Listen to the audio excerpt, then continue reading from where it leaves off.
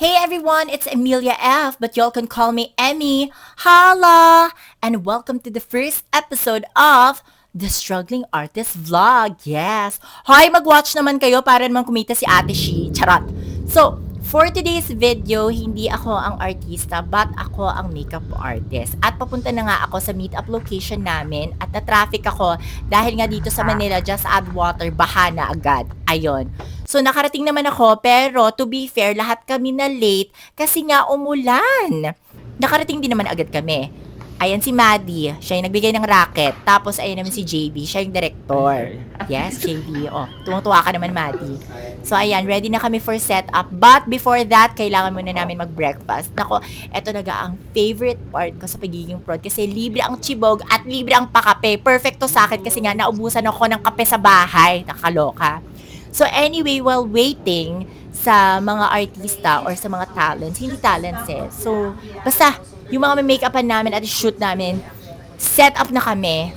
At habang si Maddie ay kinakausap na ang client para i-rundown kung ano yung mangyayari sa photo shoot na to, or actually promo shoot siya, kaya more video talaga. Ako naman, set up na ako ng aking mga makeup and tools. O, di ba? Ayan. Tapos na ako mag-set up and tada! There you go. And antay na lang ang mga models. And for today's video, ang aking may make-upan slash model slash artista for today, no other than the one and only, the only one, the athlete of her season, Miss Hidilyn Diaz. Yes. So, syempre ako din, chika ko din kay Miss Hidilyn kung ano yung ganap for today's makeup. And of course, kailangan ko nang magsuot ng aking gear, kailangan ko nang magsuot ng face mask, and of course, mag-sanitize ng aking hands, for hygiene. Yes. So, ayan, start na ako mag-makeup. Truth be told, kaya ako tinanggap yung racket na to kasi the no makeup look na master ko na siya through the years. Kasi this is the only makeup that I do on my face. So kahit may event ako, yan pa rin ginagamit ko. Yan, okay na si Miss Hidilyn. And of course, magla-launch na kami. Yay! So excited. Yan. So, actors in na, ayan, so sineset up na, blina-blockings na sila nila direct, ganyan, and chinecheck na yung mga lighting.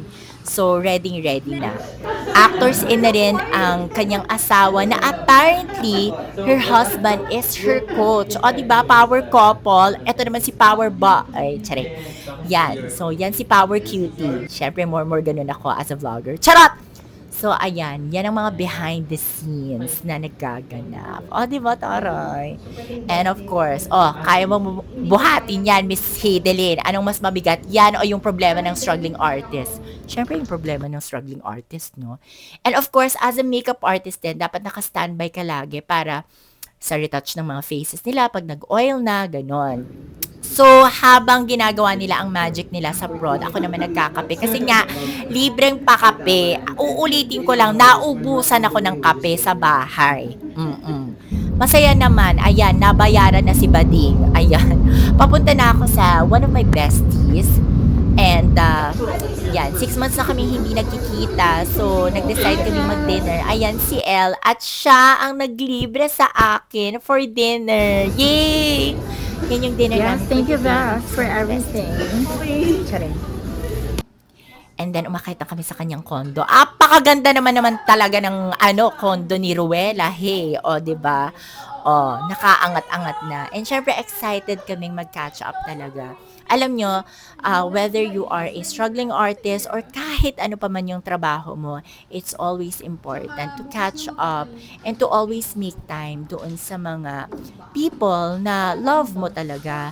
Especially for me na I'm away sa aking family, my friends serve as my family dito sa Manila. So as much as possible talaga, pupuntahan ko talaga sila. And sobrang excited kami ni Elle na magkwentuhan kasi alam ko na naman na marami na naman kaming chikahan about work, love life. Lalo na sa love life niya, naku, napakakulay ng love life niya. Diba, Ruela? Say yes. Basta may mga pinagkwentuhan kami dyan. Anyway, ayun lang naman ang nangyari for today's video. And thank you so much for watching the first episode of the Struggling Artist Vlog. See you guys again next time. Babush!